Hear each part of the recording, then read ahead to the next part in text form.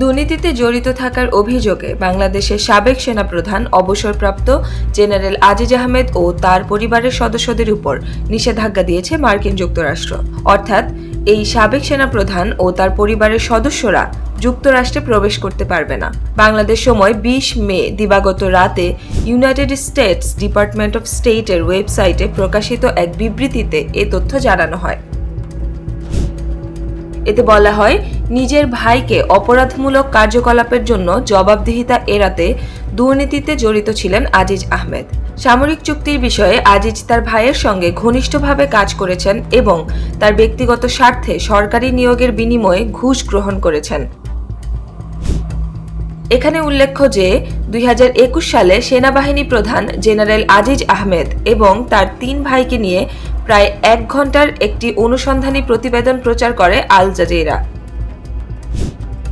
General Aziz আহমেদের আপন 3 ভাই একাধিক হত্যাকাণ্ডের সঙ্গে জড়িত থাকার অভিযোগে আদালতে দণ্ডিত হয়েছিলেন, যাদের মধ্যে 2 জন হারিস আহমেদ এবং আনিস আহমেদ পলাতক রয়েছেন বলে আল জাজিরার প্রতিবেদনে উল্লেখ করা হয়।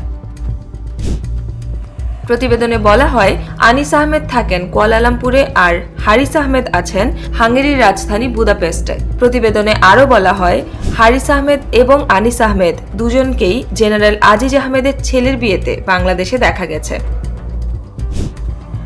ওই প্রতিবেদনের প্রতিবাদ লিপি দেয় বাংলাদেশ সেনাবাহিনী। সেখানে উল্লেখ করা হয়, সেনাপ্রধানের ভাইয়েরা আগেই মামলা থেকে অব্যাহতি পেয়েছিলেন এবং বাংলাদেশে সেনাপ্রধানের ছেলের বিয়েতে অংশগ্রহণের সময় তারা দণ্ডপ্রাপ্ত ছিলেন না।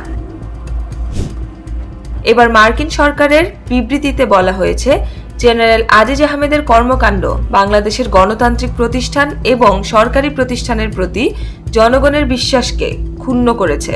বিবৃতিতে আরও বলা হয়, জেনারেল আজিজ ও তার পরিবারের যুক্তরাষ্ট্রে প্রবেশের নিষেধাজ্ঞার পদক্ষেপের মধ্য দিয়ে বাংলাদেশের গণতান্ত্রিক প্রতিষ্ঠান ও আইনের শাসন শক্তিশালী করতে যুক্তরাষ্ট্র তার অঙ্গীকার পুনর্ব্যক্ত করছে।